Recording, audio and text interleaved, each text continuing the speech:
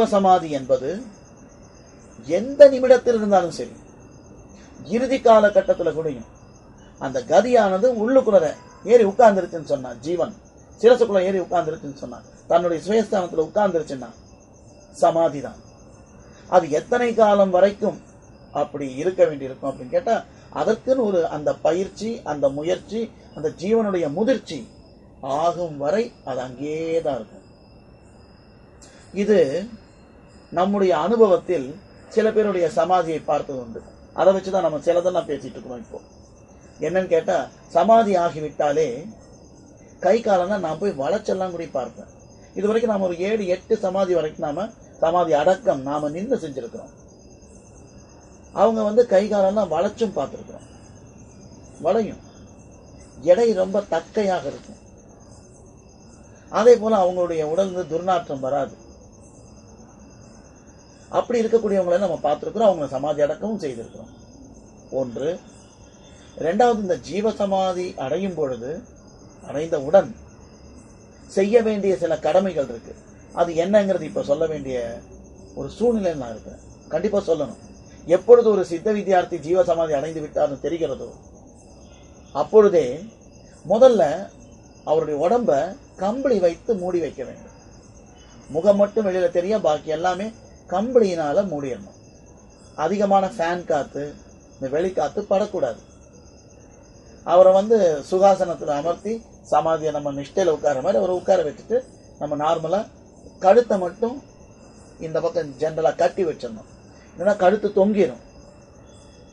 கழுத்தை கொஞ்சம் நேரா வச்சு, இந்த முகவாய் கட்டை அப்படின்னு சொல்லக்கூடிய இந்த தாடை பகுதி, இந்த இடத்த இந்த சுத்தி தலைக்கு ஒரு சுத்தி ஒரு துணியை ஒன்று, டவல் ஒன்று கட்டி, துண்டு ஒன்று கட்டி, அதை இழுத்து, அந்த துண்டையும் இழுத்து பின்பக்கம் கட்டிட்டோன்னு வைங்களேன், நார்மலா நின்றுக்கும் தலை. இல்லைன்னா தலை தொங்கிடும். ஏன்னா நாங்கள் ஒவ்வொரு முறையும் அதை செய்கிறோம். ஃபேன் போடக்கூடாது, விளக்கு எரியணும், ஃபேன் போடக்கூடாது.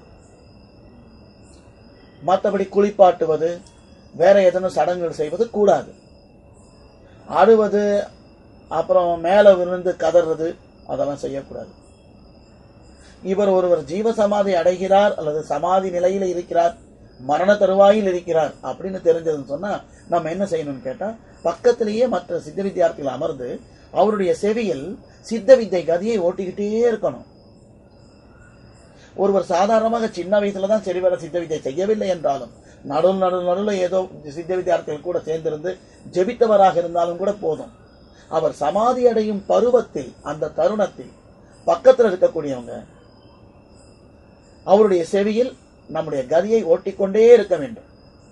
சித்த வித்தை எப்படி செய்ய வேண்டும் என்று அப்பா சொல்லியிருக்காரோ அப்படி நிதானமாக நீட்டி, இடையிடையே நிறுத்தாமல் அந்த கதியை அந்த காதுல கொடுத்துட்டே இருந்தோம் சொன்னா, அவருடைய கதியும் ஊர்துவ கதியாய் மேல ஏறிடும்.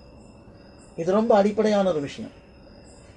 அப்போ சமாதி அடையும் பருவத்தில் உள்ளவர்களுக்கு பக்கத்தில் அமர்ந்து யாரேனும் ஒருவர் தொடர்ந்து, ஒருவர் பின் ஒருவராகவாது தொடர்ந்து அந்த கதியை தொடர்ந்து கொடுத்து கொண்டே இருக்க வேண்டும். ஒன்று. சமாதி அடைந்து விட்டால் கம்பளி வைத்து மூட வேண்டும். 2. வேற எந்த விதமான சடங்குகளும் செய்யக்கூடாது. இதை தவிர முக்கோண சமாதினெல்லாம் சில பேர்லாம் வைப்பாங்க. அந்த மாதிரி முக்கோணமாக சமாதி கட்டடம் கட்டக்கூடாது. அப்பா சமாதி அடக்கம் செய்வதென்றால் எப்படி செய்ய வேண்டும் என்று கட்டளை கொடுத்திருக்கிறார். அது உலக சாந்திக்குள்ள ஜீவிதம் அப்படிங்கிற ஒரு புஸ்தகத்தில் ரொம்ப அருமையா எழுதியிருக்காங்க. அதை சித்த சமாதத்திலிருந்து பெற்று ஒவ்வொரு சித்த வித்தியார்த்திகளும் படித்து தெரிந்திருக்க வேண்டும். எப்படி அந்த சமாதி அடக்கம் செய்ய வேண்டும் என்று அதுல குறிப்பிட்டு கொடுத்திருக்காரு. சதுரமாகத்தான் வைக்க சொல்லியிருக்காரு, தவிர முக்கோணமாக அல்ல. நம்முடன் பழகியவர்கள், அதாவது வயதுல மூத்தவர்கள், அப்பா கூட வாழ்ந்தவர்கள், அவங்க சமீபம் ஒரு 10-15 வருஷம் முன்னாடி இங்க கோவையை சேர்ந்த ஒரு சித்த வித்தியார்த்தி சமாதி ஆன பொழுது முக்கோணமா வைக்கணும்னு சொன்னாங்க. நாம கேட்டோம், ஏன் முக்கோணமா வைக்கிறீங்கன்னு. திருமூலர் சொல்லியிருக்காரு முக்கோணமா வைக்கணும்னு சொல்லி. திருமூலரா உங்களுக்கு உபதேசம் கொடுத்தாருன்னு கேட்டோம். இல்ல சிவானந்தபுரம் சொன்னாங்க. அப்ப சிவானந்தபுரம் சொல்ற மாதிரி கேளுங்க, திருமூலர் சொல்ற மாதிரி கேட்க வேண்டாம். இல்ல அவரு திரிகோண சமாதின்னு சொல்லியிருக்காருன்னு நாங்க. அவங்க திரிகோண சமாதின்னு சொல்லி கீழே அடக்கம் செய்ய சொல்லல. அவரு திரிகோணம் என்பது இந்த புருவத்து இடைவெளி, மூக்குக்கு மேலும் புருவங்களுக்கு மத்தியிலும் இந்த முக்கோணத்தை அவர் குறிப்பிட்டிருக்காரு. அந்த முக்கோணத்துக்கு உள்ளுக்குள்ள போய் சமாதி ஆவது. அந்த மாதிரி ஒன்றுக்கு பின் முன்னுக்கு பின் முரணாக ஒன்றுக்கொன்று சம்பந்தம் இல்லாமல் சமாதி செய்வதற்குரிய அந்த அடக்கம் செய்வதற்குண்டான அந்த விதிமுறைகளை கூட மீறக்கூடாது என்பதுதான் உண்மை. உள்ளுக்குள்ள செங்கல் தூள் போடுறது, உப்பு போடுறது, அதெல்லாம் செய்யக்கூடாது. சமாதி அடக்கம் செய்ய வேண்டும் என்றால் 6க்கு 6 சமசதுரம் வெட்டி, சமசதுரமாக 6க்கு 6 வெட்டி, கீழே இருந்தே கட்டடத்தை எழுப்பி, அந்த கட்டடத்துக்கு கீழே ஒரே ஸ்லாப், முடிஞ்சா ஒரு ஸ்லாபா போடணுங்கிறார், ஒரே கல். அப்படி ஒரு கல் கிடைக்கல, நம்ம வந்து காங்கிரீட்ல பக்கா ஒரு கல், ஒரே காங்கிரீட் அந்த பேஸ் உண்டாக்கி அதுக்கு மேல கட்டடம் கட்ட ஆரம்பிச்சோன்னா 4க்கு 4 உள்கூடு கிடைக்கும். அதுல கீழே வந்துட்டு வில்வமும் துளசியும் கலந்து, ஈரம் இருக்கக்கூடாது, ஈரம் இல்லாத வில்வமும் துளசியும் கலந்து உள்ளுக்குள்ள ஒரு அடி உயரத்துக்காக அதை போட்டு பெட்டு மாதிரி பண்ணி, அல்லது 1 அடி 1.5 அடிக்கு உயரம் மாதிரி பெட்டு மாதிரி பண்ணணும். உட்காரும்போது ஈஸியா இருக்கும். அதுக்குள்ளுக்குள்ள அந்த நம்மளுடைய பஸ்மம், அதாவது விபூதியும் கலந்து தூவ வேண்டும். அதுக்கப்புறம் விபூதியை கொஞ்சம் போட்டோம்னா செட் ஆயிரும். அதுல அவரை உட்கார வைத்து கழுத்து வரைக்கும் விபூதியை கொட்டணும். நம்ம என்ன பண்ணுவோம், கழுத்து வரைக்கும் சும்மா பதபதன்னு போட்டுட்டு விட்டுட்டு வந்துருவோம். அது தவறு. கழுத்து வரைக்கும் போட்டு கொஞ்சம் நல்லா பேக் பண்ணணும் சைடெல்லாம். அதுக்குன்னு போட்டு மிதிக்க கூடாது, அதுவும் தவறாகும். நல்லா செட் ஆகுற அளவுக்கு கொஞ்சம் எக்ஸஸா வைக்கணும். கொஞ்சம் கூடுதலா போட்டாதான் கொஞ்ச நேரத்துல 1 நாள் 2 நாள்ல எல்லாம் அந்த விபூதி அப்படியே கீழே அமுங்க ஆரம்பிச்சிடும். கீழே அப்படியே செட் ஆகும். செட் ஆச்சுன்னா நீங்க பொதபதான்னு இவ்வளவு வரைக்கும் போட்டீங்கன்னா அப்புறம் தோல் வரைக்கும் வந்து நீக்கும், தலைமுடி தொங்கிடும். தலை தொங்காமல் இருக்க வேண்டும் என்றால் கொஞ்சம் ஓரளவுக்கு அது கொஞ்சம் நல்லா பேக் பண்ணி அதை வச்சு செட் பண்ணணும். நடுநடுவில் துளசி வில்வம் எல்லாம் போடணுங்கிறது ஒண்ணு இல்லை. அடியில மட்டும் துளசி வில்வம் போட்டு மீதி இருக்கிற இடத்து பூரா நம்ம சாம்பலால் நிறைக்கலாம். சாம்பல் என்றால் விபூதியினால் நிறைக்க வேண்டும். நிறைத்து தலையை வந்து சுத்தமா தொடச்சிட்டு, நீங்க அந்த விபூதி கொட்டும் பொழுது தலையை வந்து மூடிடணும். தலையை மூடிட்டு ஒரு சின்ன கவர் பண்ணிட்டு விபூதெல்லாம் கொட்டினதுக்கு அப்புறம் அந்த முகமூடியை எடுத்துட்டோம்னு சொன்னா தலை சுத்தமா இருக்கும். தலை நல்லா தொடச்சிட்டு சுத்தமா, அந்த ஈரமெல்லாம் எதுவும் பண்ணக்கூடாது. தொடச்சிட்டு தலைக்கு மேல கேப் இருக்கணும். அந்த கட்டடத்துல அந்த கேப் வரும், அது ஆட்டோமேட்டிக்கா வந்துடும். உட்கார வச்சா கேப் வரும். மேல வந்து ஒரே ஸ்லாப்னால மூடணுங்கிறாரு, ஒரே கல் கிடைத்தால். அப்படி இல்லை என்றால் நாம அதை அந்த காங்கிரீட்ல செஞ்சு அதை வச்சு க்ளோஸ் பண்ணிடலாம். சைடெல்லாம் நல்லா பக்காவா பேக் பண்ணிடணும். இல்லை எறும்பு மற்றதெல்லாம் உள்ளுக்குள்ள போக வாய்ப்பு இருக்கு. அதான் அப்படி பக்காவா கட்டடம் கட்டுங்கிறாரு. ஒரே கல்லுன்னு சொன்னதுக்கு காரணம் வந்து கல்லை வந்து எறும்பு அவ்வளோ சீக்கிரம் தொலைச்சிட்டு போகாது, பட் காங்கிரீட்டை கூட தொலைச்சிட்டு போயிடும். ஆகையினால ஒரே கல் கிடைப்பதா இருந்தால் நல்லது. ஆக ஜீவசமாதி என்பது ஆதி நிலைக்கு சமமாக செல்லுதல். அந்த நிலைக்கு செல்வதற்கு அடிப்படையில ஜீவன் மட்டும் மீதமாக இருந்தால் போதும். அதை செய்வதற்குண்டான பக்தியும் வேண்டும்.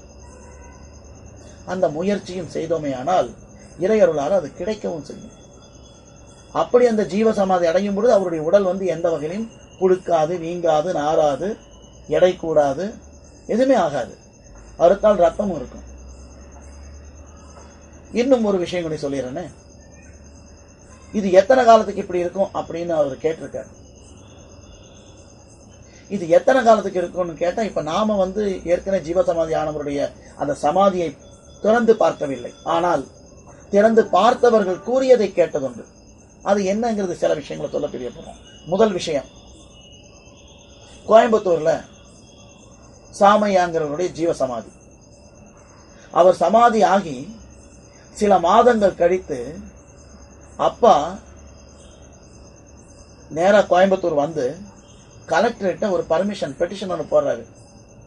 பர்மிஷன் கேட்டு, என்னுடைய மகன் சமாதி ஆயிட்டாரு, அவர் அடக்கம் பண்ண விதம் சரியில்லை, அவர் அந்த கழுத்து கொஞ்சம் தொங்கி இருக்கு, அதை மீண்டும் ஓபன் பண்ணி சரி பண்ண வேண்டியதா இருக்கு அப்படிங்கிறாரு. அப்படின்னா என்ன அர்த்தம்? ஏற்கனவே இந்த விபூதி கொட்டின போது இந்த தவறு நடந்திருக்குன்னு அர்த்தம். அப்போ கலெக்டர் சொல்றாரு, இல்ல அது ஒன்றும் ஓபன் பண்ண ஒன்றும் முடியாது, அதுக்கெல்லாம் வந்து அனுமதி கொடுக்கறது கடினம், ஏன்னா ஏற்கனவே சமாதி பண்ணியாச்சு, இனி எப்படி அதை ஓபன் பண்ண முடியும் அப்படின்னு அவர் கேட்கிறாரு. அப்ப அப்பா என்ன சொல்றாரு, நீங்க ஓபன் பண்றதுக்கு அனுமதி கொடுக்கலன்னா பக்கத்துல இன்னொரு குழி வெட்டி உள்ளுக்குள்ள உட்கார்ந்து இருக்கிற என்னுடைய மகனை எழுந்திருச்சு நடந்து இங்க வந்து உட்கார வைப்பேன்னாரு. அப்படி சொன்ன மாத்திரத்துல ஒன்னும் பேசல. அப்பாவுடைய வார்த்தை அல்லவா அது, யாருனால தட்ட முடியும்? அடுத்த நிமிஷம் கலெக்டர் ஓகே சொல்லிட்டார். அதுக்கப்புறம் வந்து ஓபன் பண்ணி முகத்தை எல்லாம் தொடச்சு அவசரப்பட்டுட்டு ஏ சாமையா அப்படின்னு ஒரு வார்த்தை சொன்னார். 35-36 வயசு தான், ஜாஸ்தியெல்லாம் ஒண்ணும் இல்லை. அவசரப்பட்டுட்டு ஏ சாமையான்னு சொன்ன உடனே பல மாதங்களுக்கு முன்பு சமாதியானவருடைய கண்களில் இருந்து கண்ணீர் வருகிறது பாருங்க. அதை தொடச்சு மீண்டும் சரி பண்ணி மீண்டும் மூடி வச்சு, நீ எப்போதும் இங்க வந்து எல்லாரும் ஜபதபங்கள் செய்யுங்கள் அப்படின்னாரு. இது ஒரு சம்பவம். கேரளால நமக்கு தெரிந்தவருடைய வேண்டப்பட்டவங்க, நமக்கு தெரிந்தவர், அவர் நேரடியா பார்த்த விஷயம். அவர் அவருடைய நண்பருடைய, அதாவது நம்ம சகோதரர் ஒருத்தருடைய வீட்டுக்கு போயிருக்காரு. அப்ப அவங்க அப்பாவுடைய ஜீவ சமாதி அது படுக்கை வசத்துல வச்சிருக்கிறாங்க. ரொம்ப காலம் முன்னாடி அந்த படுக்கை வசமாக உட்கார வைக்கல, படுக்கை வச்சிருக்கிறாங்க அந்த சமாதி. அது கொஞ்சம் ஒரு மாதிரி இடிபாடுகள் எல்லாம் இருந்திருக்கு. அப்ப கேட்டிருக்காரு இவரு, நம்முடைய சகோதரர் கேட்டிருக்காரு அந்த சகோதரரை பார்த்து, உங்க அப்பாவோட சமாதி இப்படி எல்லாம் இடிஞ்செல்லாம் இருக்குது, கொஞ்சம் பேக்கிங் எல்லாம் பண்ணி கொஞ்சம் பூசி சுத்தம் பண்ணக்கூடாதா? நல்லபடியா வச்சுங்க, சமாதி அல்லவா, நல்லபடியா பார்க்கணும்ல அப்படின்னு அவர் சொல்லவே, நம்ம சகோதரர் சொல்லவே, அந்த சகோதரன் என்ன பண்றாரு, தன் தகப்பனாருடைய ஜீவ சமாதியை சரி பண்ணணும்னு சொல்லி மேஷனை கூட்டு வந்து, அப்பா கொஞ்சம் எல்லாம் பேக் பண்ணுன்னு சொல்லவே, மேஷனுடைய வேலை என்ன, ஏற்கனவே இருக்கிற லேசா கொத்திட்டு தானே அவர் செய்வாரு. அப்படி லேசா கொத்தும் போது என்ன ஆயிப்போச்சு, டக்குன்னு கால் பகுதி தெரிஞ்சிருக்கு, கால் பகுதி வெளியில தெரிஞ்சிருக்கு. பார்த்தா அந்த கால் பகுதி அப்போ எப்படி இருந்ததோ அதை விட பிரகாசமாகவும் சிறந்ததாகவும் இருந்திருக்கு. அந்த உடம்பு ஒரு சுருக்கமோ கஷ்டமோ எதுவுமே இல்லை. அதை பார்த்து நம்மிடம் சொன்னார். அது ஒரு விஷயம். நம்ம மதுரை கிருஷ்ணாராமன்னா மத்தியில சில நோட்டீஸ் ஒன்று அடிப்பாரு. அந்த நோட்டீஸ் நீங்க மதுரை கிருஷ்ணாராமன் கேட்டீங்கன்னா கிடைக்கும். அது ஆந்திராவில் இருக்கக்கூடிய ஒருவர் ஜீவசமாதி அடைந்த பொழுது மொட்டை அடிச்சு உள்ளுக்குள்ள உட்கார வச்சு மூடிட்டாங்க, க்ளோஸ் பண்ணிட்டாங்க, ரவுண்டா கட்டி க்ளோஸ் பண்ணிட்டாங்க. அதற்கப்புறம் எத்தனையோ காலம் கழிச்சு அதை ஓபன் பண்ணி பார்த்தபோது முடியெல்லாம் வளர்ந்துருக்கு. அந்த மொட்டை அடிச்ச போது எடுத்த போட்டோவும் இருக்கு, முடி வளர்ந்ததுக்கு அப்புறம் இருக்கிற போட்டோவும் இருக்கு. இதை போல அநேகருடைய ஜீவசமாதிகள் திறந்து பார்த்த பொழுதெல்லாம் பிரகாசமாக இருந்ததாக அனுபவஸ்தர்கள் சொல்லவும் நாம கேள்விப்பட்டதுண்டு. ஆக ஒரு மனிதன் எத்தனை காலம் அதற்குள் இருக்க வேண்டும் என்று கேட்டால், அது அவருடைய ஜீவனுடைய மேல்கதி அடையும் வரையில் அவர் அங்கதான் இருப்பார். அதற்கப்புறம் அவர் என்ன ஆவாருங்கிறது அனுபவப்படும் பொழுதுதான் தெரிந்து கொள்ள முடியுமே தவிர, நாம அந்த இடத்துல அதை இப்ப அது பேசக்கூடாது. ஏன்னா நாம அது அதுக்கப்புறம் என்ன ஆனாங்க நம்ம போய் பார்க்கவில்லை, பார்க்காமல் அனுபவப்படாமல் நாம் பேசக்கூடாது. இதான் உண்மை. இல்ல ஒரு 40 வருஷம் கழிச்சு நாங்க ஒரு சமாதி ஓபன் பண்ணி பார்த்தோம், எலும்பு குனி மிஞ்சல, உள்ளுக்குள்ள ஒண்ணுமே இல்லை அப்படின்னாலும் நம்ம பேசக்கூடாது. ஏன்னா நம்ம பார்க்கவே இல்லையே, அங்கிருந்து எழுந்திரிச்சு போனாரா, அங்கேயே உட்கார்ந்து இருக்காரா தெரியாது. ஆனால் ஒன்று, எத்தனையோ வருடங்கள் கழித்து ஓபன் பண்ணி பார்த்த போது ஆள் அப்படி இருக்கிறது தெரிஞ்சுக்கலாம். இதுதான் அதனுடைய உண்மை.